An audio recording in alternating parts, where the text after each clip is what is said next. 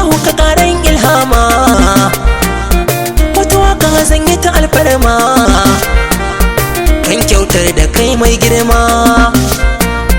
Wato Hadilul bin Abdallah mai kyawun sura.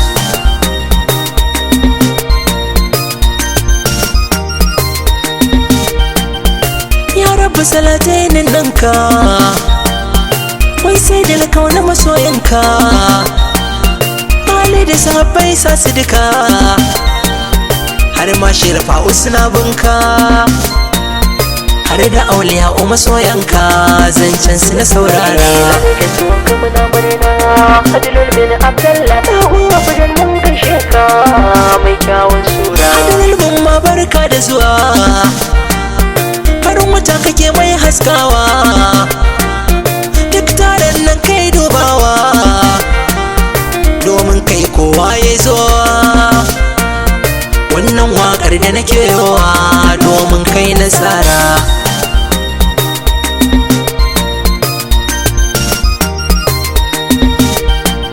Shin kina ina ne mai jego, a gurin ɗan nan ke ce jigo, zan so a gare shi ki zan bango, domin sa a yau kika min ungo.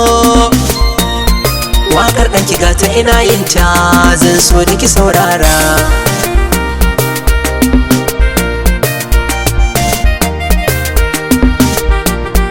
Abban Hadilul na gaishe ka, angon aburar baka shakka, dan nan saka yayi kala taka, alasa yi koyin halinka, domin kwa kana da farar aniya kowa ya sara.